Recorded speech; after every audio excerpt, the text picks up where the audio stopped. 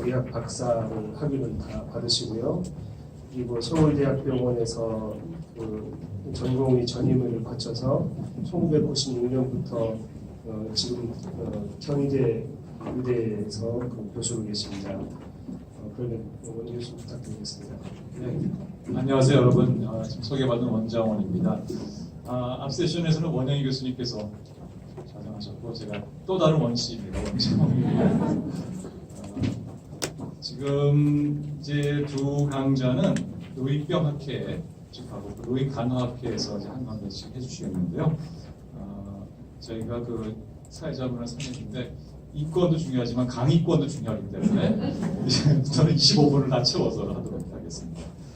첫 번째는 우리 노인병학회를 대표해서 가영 선생님께서 발표해 주시겠는데요. 요양시설과 요양병원에서 존엄케어, 얼마나 존엄케어가 안 돼 있으면 지금 이거 이렇게 필요하다고 저희 내심 좀 한번 들어보겠습니다. 가영 선생님께서는 인하대학교에서 의과대학 졸업하고 박사까지 마치셨고요. 가정의학과 전문이십니다.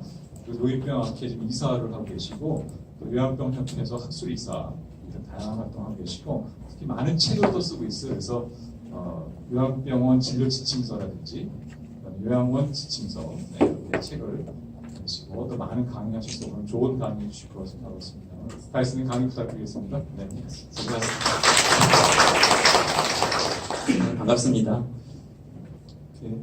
노인에 대한 접근은 우리가 다학제적이라고 하는데 정말 다학제적으로 여러 분들과 만나게 돼서 반갑고 잘 부탁드리겠습니다. 저는 웬만하면은 아니고 가끔 이 그림을 처음에 쓰기 좋아하는 것이 나이가 들면서 아까 교수님께서 말씀하셨듯이 집과 같은 곳, 에이징 플레이스를 추구하는 것이 우리 머릿속에 이런 모습이 들어있지 않을까 싶습니다. 같이 똑같은 미용실 가서 파마를 하시고 같이 앉으셔가지고 친구들과 함께 자기가 산 곳에서 늙어가는 것, 그게 우리가 추구하는 것이 아닐까. 비교하자면 이런 요양원, 요양병원 시설 같은 경우는 거의 좀 상반된 개념이라고 볼 수가 있겠죠. 제 생활은 이렇습니다. 항상 노인분들, 대부분 치매분들, 혹은 가끔 말기 환자로 돌아가시고 찾아서 오시는 분들을 제가 상대를 합니다. 저는 요양병원에서 6년째고 요양원에 촉탁의사로 간 지 6년째가 있습니다. 제 생활이 거의 이분들하고 같이 생활하자 같이 있다고 보시면 될 것 같습니다. 제 질문 하나 드리겠습니다. 여기 계신 분들 중에 그래도 시설 관련하신 분들, 노인 관련하신 분들 많이 계시지만 나는 빨리 나이가 들어서 우리 가까이 있는 요양시설에 들어가고 싶다. 손 들어보시라고요. 혹은 그런 곳을 알고 있다. 그래서 난 거기 언제 빨리 들어가고 싶어서 주시겠다. 어디 계시죠? 그렇죠. 많은 곳에서는 손을 안 드시는 분들 많이 계시고, 그러면 나머지 분들에게 여쭤보겠습니다. 나는 아마 내 자식 혹은 내 며느리가 나를 지켜줄 것을 믿는다. 나를 케어할 것이다. 내가 기력이 떨어졌을 때. 그것도 아니십니까? 세 번째, 다른 옵션. 선생님, 제가 말씀드린 거 말고 다르게 생각하시는 방법이 있으십니까? 그게 없다면 결론을 내면 자식을 봐서는 저분을 이렇게 부러운 눈빛으로 쳐다보고 봐서는 나도 그랬으면 좋겠지만 전적으로는 그렇게 될 것 같지가 않고 그러니까 여기 계신 분들 한 98%는 난 시설을 갈 것이다 그런 말씀이시네요. 제가 요양시설에 촉탁의사로 가면 전 뭐 대략 봅니다. 시설은 뭐 자세히 우리가 주치의로 가는 건 아니고 가면 이제 거의 주로 간호사하고 간호조무사들께서 저한테 리포트를 하세요. 지난달이었습니다. 76세 남성 요양원 직원을 꼬집는 분에 대해서 어떻게 좀 해달라 저한테 요청을 했어요. 제가 가서 처방도 낼 수도 있고 병원에서 할 수도 있으니까. 체력이 좀 좋으시고 3일 전 입소하셨는데 치매약 드시고 있고 계속 소리 지르고 케어하려고 하면 꼬집고 그래서 이분한테 꼬집지 않은 요양보호사가 없다더라. 이런 얘기가 좀 돌고 있었습니다. 제가 그분을 만나게 되었습니다. 76남이라고 하겠습니다. 76세 남자. 76남께서는 누워 있습니다. 눈을 마주치지 못하고 여기저기 눈길을 돌립니다. 제가 갔더니 뭔가 불안하신 것 같아요. 또 낯선 사람이 왔나? 저는 어느 정도 습관이 됐은 것 같습니다. 처음 뵐 때는 항상 정면을 보고 눈을 마주치려고 노력을 합니다. 그 다음에 또박또박 처음 뵙겠습니다. 이렇게 말씀드렸어요. 아무 말씀 안 하죠. 이것도 나가요. 다른 직원들만 해서 쳐다봅니다. 뭔가 도움을 요청하는 것 같고 이 사람도 누구냐 이런 제 느낌이었어요. 제 마음속에는 이분 유명하신 분이니까 나도 혹시 꼬집힐까 맞을까봐 이렇게 마음의 준비를 하고 있었는데 방어태세를 하고 어떻게 하려면 난 손을 잡으려다. 하지만 다행히 저한테는 공격 안 하시더라고요. 또 악수를 청하면서 여기 좀 지내실만 하냐. 뭔가 불만이 있어서 그랬지 않았을까. 그런 이제 선입견 때문에 말씀드렸는데 천천히 또 말씀하십니다. 무난해요. 이렇게 했었어요. 무난해요. 그래서 일단은 제가 하나 좀 한꺼풀이 벗겨졌어요. 일단은 아주 공격적인 사람은 아니고 생각보다는 긍정적으로 여기 지도를 생각하는구나 이런 생각이 듣던 바와 좀 달랐던 거죠. 제가 일어나서 얘기할까 했던 거는 이분은 실순이 넘으셨고 저는 아직 40대고 젊은 사람이 와서 어르신을 내려다보는 거는 예의라고 예의가 아니라고 생각을 했습니다. 그래서 기본적으로 처음 뵀을 때는 뭐 친해지고 너무 바쁘면 어쩔 수 없지만 그래서 앉혀서 말씀을 드리는 게 맞을 것 같아서 그 순간 허리가 아프셔가지고 이게 막 소리를 지르시는 거예요. 이렇게 점잖던 분이 그래서 그러시면서 어쩔 수 없이 제가 그냥 말씀드릴 수밖에 없었습니다. 훨씬 안 돼요. 그래서 진통제를 드려야겠다. 그래도 난 의사니까 약을 처방을 해야겠다 싶었는데 심지어는 참을성까지 많으셨어요. 괜찮대요. 여기까지 대화의 끝입니다. 제가 집에 돌아왔는데 저희 카톡 창이 있습니다. 저희 우리 촉탁이사하고 간호 직원들하고 그날 보냈던 카톡입니다. 제가 말씀 알아봤더니 뭐 그다지 공격적인 느낌이 안 들었었고 허리가 좀 아파했고 좀 불안해 보였다. 근데 제 느낌에 요양보호사분들한테 조금만 천천히 해주시면은 이분이 안 꽂히실 것 같다. 이런 느낌이 들었습니다. 그리고 무엇을 하려면 좀 해드리겠다. 해드리겠다 해야 될 거 아니에요. 혹시 그런 것이 없다면 이분이 뭔가 불안해하면서 그런 것이 아닐까 싶었고 조금 있다가 두 번째 메시지를 보내드렸어요. 어쩌면 이분이 공격적인 치매 환자라기보다는 그냥 방어를 취하는 자세가 아니었을까? 그랬더니 알아들으시더라. 그런 것 같다. 그래서 그렇게 한번 해보겠다. 아까 앞에 교수님께서도 말씀하신 멘트의 근거입니다. 요양원에 13만 정도 사시고 요양병원에 25만 명 정도 있어요. 기관은 총 합쳐서 지금 7천 개, 8천 개가 넘어갑니다. 요양병원, 요양원 다 합치면. 그래서 아까 여러분들이 희망은 하지 않으셨지만 지금 현실은 많은 분들이 요양병원까지 하면 한 7% 정도가 이런 가고 싶지 않은 곳에 있습니다. 가고 싶지 않은 곳에 있어요. 제가 말씀드린 걸 짧게 세 가지 말씀드리겠습니다. 첫 번째, 치매는 누가 본다. 존엄케어란 무엇인가. 세 번째가 중요합니다. 치매 환자를 사로잡는 법이 뭐냐면 치매 환자가 요양시설에서 사로잡힌다면 그 요양시설은 가고 싶은 요양시설 될 수 있죠. 그래서 여러분들께 나중에 한 10년, 20년 후에 물어봤을 때 지금 한 분이지만 5분 이상은 손을 들 수 있게 되지 않을까. 이게 제 바람입니다. 첫 번째, 2040년이 되면 여러 가지 지표들이 나옵니다. 지금 어떻게 됩니까? 다들 나이를 따져보시게 됩니다. 20살이 넘어가고 난 일을 할 수 있나? 평균寿命은 89세라는 얘기는 지금 우리가 40세 이상, 30세 이상 살아남은 우리는 평균 90세 이상은 산다고 할 수가 있어요. 실제로 한 90세 정도는 그때 평균 기대 수명으로 보게 됩니다. 여기 두 분씩 앉아 계신데 우리 공평하게 다 90세라고 가정해 보겠습니다. 혹시 옆에 계신 분과 인사는 나누셨나요? 통성명을 하셨겠죠? 옆에 계신 분과 여러분 둘 중에 하나는 치매십니다. 우리가 90세라면. 자료는 이와 같습니다. 알츠하이머는 85세 때 30%, 그리고 40%는 모든 원인에 의한 치매. 90세가 되면 48%는 치매가 온다고 되어 있습니다. 본인이 치매라고 생각하십니까? 90세가 됐을 때? 저는 그런 생각이 들어요. 계속 요즘에 잊어버리시고. 치매가 아니신 분은 치매의 보호자가 됩니다. 난 치매가 아닐 거야. 그럼 그 치매의 보호자가 되십니다. 치매 보호자가 될 확률이 더 높고 어떤 분들은 보호자가 더 힘들다 얘기하시고 아마 치매라는 병은 보호자가 확실히 더 힘드신 것 같긴 해요. 그러니까 우리는 여기 계신 분들은 치매가 되시거나 치매 보호자 되시거나 혹은 저와 같이 치매와 관련된 어르신들과 생활하시거나 그런 확률이 아주 높습니다. 두 번째, 존엄케어에 대해서 아까 말씀드리겠습니다. 우리 병원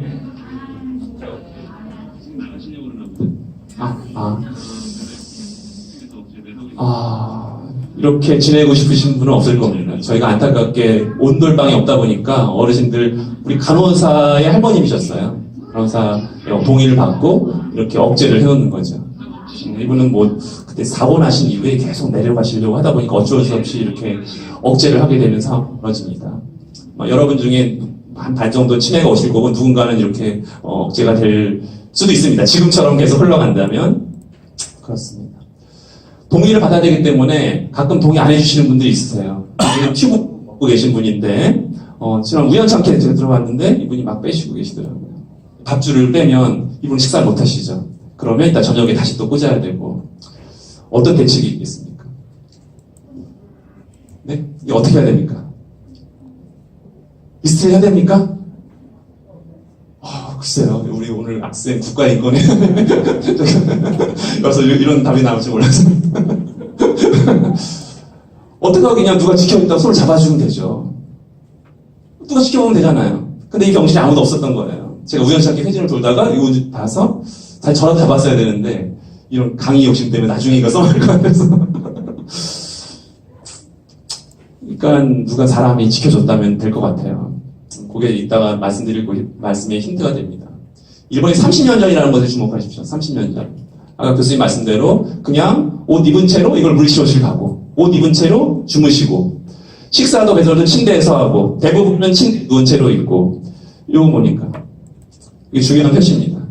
시설 만들 때 까치머리가 몇 명인가 보면은 여긴 오랫동안 누워있는구나. 그게 지표화됩니다. 까치머리. 30년 전이라는 거는 일본은 지금은 아마 그렇지 않은 것 같아요. 그런데 제 입장에서는 별로 놀랄 게 없어요. 뭐 별로 그냥 지금 우리나라에 벌어지고 있는 거야. 뭐 그냥 이렇게 물리치료도 이렇게 가시고 그냥 여기서 하고 왜냐하면 손이 없거든요. 일선이 많이 부족합니다. 2004년에 그러니까 14년 전 일본에 이렇게 나옵니다. 신체 구성 제로를 창조한다. 제로를 창조한다는 얘기는 정말 제로입니다. 조금 전에 보여드린 현실에서 저는 이해하기 좀 힘든 상황인데 15년 전에 30년 전에 그랬던 일본이 14년 전 2004년에 이런 책을 발견하면서 지금 제가 알기로는 한 3분의 1, 반 이상은 거의 실천에 옮기고 있어요. 정말 제로를 만들고 있어요. 울산에 계신 우리 제 존경하는 유영병 원장님이십니다. 부산 쪽하고 경남 쪽이 아마 일본하고 접촉 기회가 많으셔서 그런지 이런 문화를 많이 흡수해오시면서 가면 여기는 이렇게 인권에 대해서 참 세심하게 참 살피고 하는데 우리나라 올 때 마음이 좀 답답하신 거예요. 가면 또 묶어야 되고 약 줘야 되고 이런 생각을 하시다가 이분께서 마음을 결심하셨습니다. 우리는 그렇게 안 하겠다. 근데 안타깝게 이런 병원이 많지는 않아요. 존엄개혁하겠다. 사무이탈 하시고 노인에게도 내일이 있다. 일본 뭐 요양병원에 붙어있는 그 견판입니다. 노인에게도 내일이 있다. 사무이탈은 뭐 아시는 분 아시겠지만 이겁니다. 우리 냄새 나지 않겠고 낙상을 안 하겠고 욕창 발생 안 하게 하겠고 신체 억제 절대 안 하겠다. 기저귀 무슨 기저귀냐 애기냐 기저귀 떼버리고 침대로부터 벗어나게 하자. 이게 말은 쉽지만 이 경험 있으신 선생님들은 얼마나 어려운지 아실 것입니다. 실제로 이렇게 하고 있는 병원을 탐방하시고 거기를 배워오시는 과정들이 조금씩 일어나고 있습니다. 한번 보겠습니다. 엉금엉금 기어가는 치매 할머니. 뭐 요양병원의 모습입니다.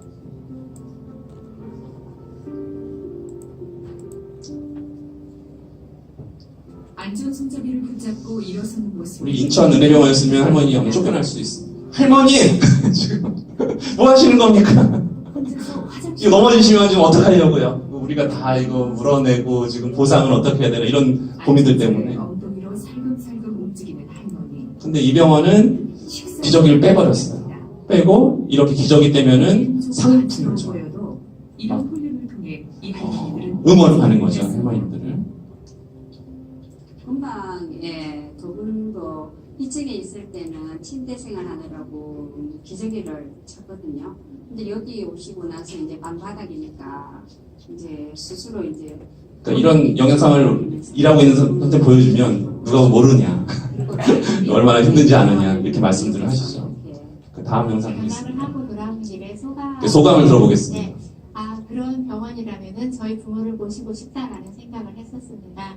그런데 직원으로 일하는 되게 이기적인 말씀이시죠. 말씀. 나 일하기 싫고 하지만 우리 부모님 모시고 싶고 그런데 안타깝게 이런 병원이 많이 없죠. 그러니까 이분이 좀 부러운 이유는 이분은 아마 나중에 입소하실 때 아마 이런 사무이탈되는 병원 입소하지 않을까요? 그거 하는 그러니까 이런 데가 많다면 참 좋을 텐데 이분 아마 나는 하겠다. 치매 환자를 사로잡는 법을 간단히 10분 내로 말씀드리겠습니다. 프랑스에 계신 부부입니다. 이브 로젯이라는 두 부부인데 이분은 치매 어르신들과 40년을 생활해 오신 분이에요. 혹시 관상을 보시는 분 있을지 모르겠지만 어떤 걸 공부하신 분들 같습니까? 어떤 전공이신 것 같아요? 네? 물리요? 심리? 아닙니다. 체육을 전공하십니다. 체육 전공하셨는데 40년 전에 어떤 프랑스 병원에서 우리 간호사들이 어르신들 옮기다가 좀 지도해줄 체육 전공자가 좀 필요하다. 그러면서 처음 접촉을 하게 됐고 그런 치매 어르신들 케어하는 걸 처음 보게 되면서 이분이 자기 쓴 이 책을 읽어보니까 한 달 동안 밤마다 울었다 이렇게 써 있어요. 계속 울었다고 되어 있었습니다. 그 이유를 보겠습니다. 첫 주였습니다. 90kg인 반신마비 남성이 누워 있습니다. 그 이불을 펼쳐봤더니 머리부터 발끝에 똥이 묻어 있어요.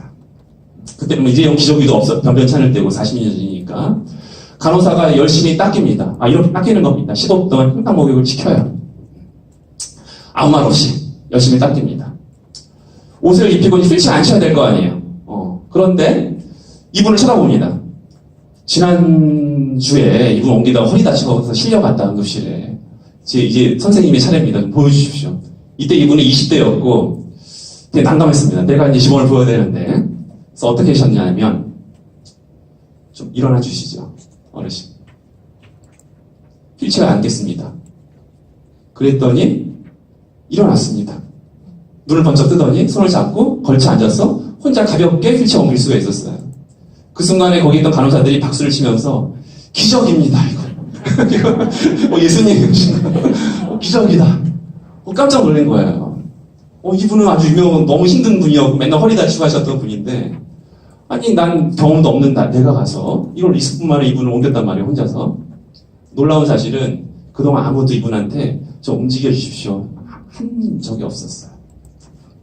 그러니까 여기서 일하는 분들은 그냥 내가 힘들어 허리 다쳐가면서 일하는 대상으로만 생각했지 얘기하면서 사람이다 이런 생각을 안 했던 것이라는 걸 이분 체육 전공한 20대 젊은이는 알았던 거죠. 사람들이 있는데 왜 말을 안 할까? 이게 너무 이상했던 거예요.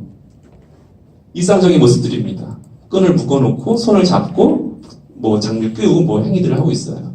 말 없이 열심히 시킵니다. 열심히. 왜 잡았을까요? 맞을까봐.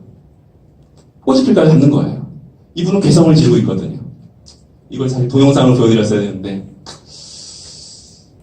묵묵히 열심히 일을 하지만 이분들은 힘들고 이분들은 자 이제 여러분 중에 반은 치매가 될 거라잖아요. 했지 않습니까? 그리고 여러분 모두는 시설을 갈 것이고 갈 것인데 누가 와요.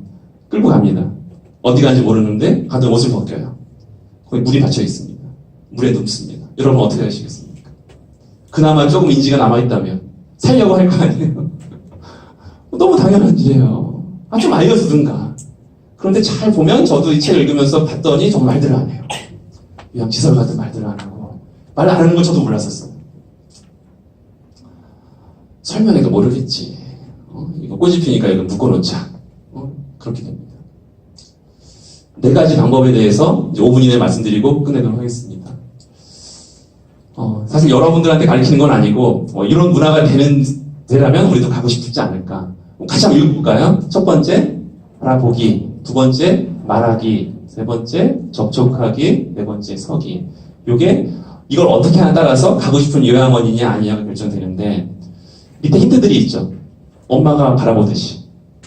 엄마가 말하듯이. 이것도 죄송하지만 같이 읽어보겠습니다. 엄마는 아기가 되고 아기는 엄마가 되었다.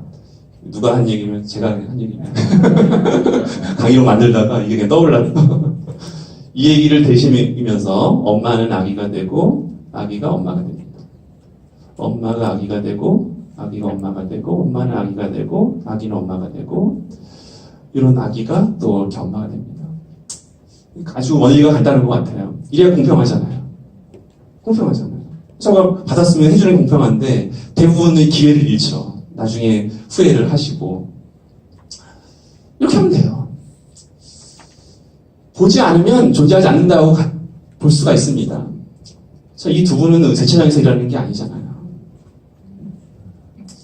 차를 닦는 게 아니고 이분은 마네킹이 아니에요.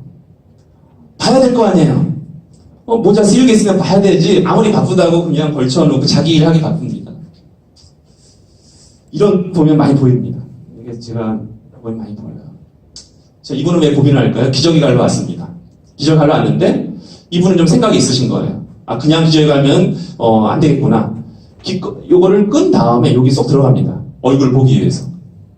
근데 얼굴 본다고 되는 게 아니에요. 공격하니 누구지? 그렇기 때문에 첫 번째 방법은 쳐다볼 것, 보는 방법. 두 번째 하는 방법은 보았거든 2초에 말을 꺼낼 것. 말을 시켜야 됩니다. 이래야지 안 고집혀요. 이래야지 안 고집혀요. 그리고 말의 주제는 기저귀 얘기 하지 말 것. 날씨 얘기. 속에 사람 만났을 때 그냥 우리는 아무것도 모르는 일반인 생각하면 이게 나와요. 혹시 어르신 봤으면 이렇게 하면 안 되겠구나. 말을 시키고 얘기를 해야겠구나. 그 과정입니다. 그러니까 참 부끄러운 게 체육을 전공한 이분이 우리를 가르치고 있는 거예요. 왜 이렇게들 안 하냐. 이렇게 했더니 나는 참 잘 케어가 되고 있다. 그 얘기입니다. 얼굴을 돌리면 자기 얼굴을 막 이렇게 해서 보란 얘기입니다. 이렇게. 이게 세 번째 방법입니다. 보는 방법. 다정스럽게 얘기를 나오고 있잖아요. 어딜 보시고 계십니까? 이러면 안 돼요. 여길 보시고 계신데 머리에 비듬 없으신가? 이렇게 보고 있잖아요. 이거 안 됩니다. 무릎을 낮춰서 이렇게 보란 얘기입니다. 어르신이 걸어가고 있다. 달려가서 이렇게 정면을 봐요. 이게 아니에요. 이거 의도적으로 이건 기술이라고 내가 마음을 먹고 저도 한 2달 전부터 하고 있거든요. 아주 재미를 보고 있습니다. 아주 재밌어요. 재밌고 정말 반응이 와요. 자, 고개를 돌리잖아요. 뭐 들리지도 않을 거고 귀도 먹었고 말해도 제가 대화도 없고 아기가 알아듣는 하지만 엄마는 계속 간지러우면서 장난하면서 하지 않습니까? 이 아기 눈에는 참 신기한 동물이네. 참 하지만 나를 공격하지 않는 게 본성적으로 있어요. 친히 어르신이 안 그러겠어요? 그걸 만들어야 되거든요. 그걸 만드는 순간 재밌어져요. 이 직장이 되게 재밌어져요. 그걸 조금 고수들은 압니다. 가수들은 매일 싸워요. 이게 빠른 건지 알고 나 빨리 움직여야 돼. 맨날 싸우고 있어요. 안타깝습니다. 대답이 없을 때 말을 만들어내는 겁니다. 말하는 방법입니다. 애기한테 시키듯이 상냥하게 계속 말을 시키면서 하는 거예요. 혹은 실황중계라고 하기도 합니다. 실황중계. 그럼 에너지가 전달되고 그 에너지가 자기한테 오게 됩니다. 한번 또 보겠습니다. 중환자실엔 콧줄을 꽂은 환자들이 있습니다. 요양병 중환자실입니다. 고수와 하수를 보게 될 겁니다. 무겁겠지만 지금은 그 대신 할머니 손에 꽃을 쥐어줍니다. 콧줄을 막던 분인데 꽃을 쥐어주자 신기하게도 할머니는 콧줄 뽑기를 멈췄습니다. 어느 중국 동포 간병인의 아이디어였습니다.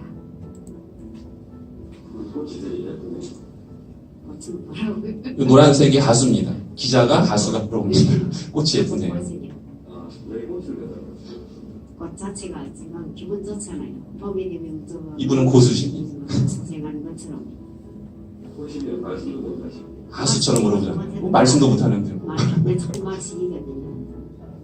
답답하듯이 얘기하잖아요. 다 안다. 이건 하면. 할머니 다 듣고 있어요. 저는 이분한테 나중에 감명을 받고 싶어요. 이런 분들이 많다면 이분 되게 얼굴에서 느껴지잖아요. 행복하게.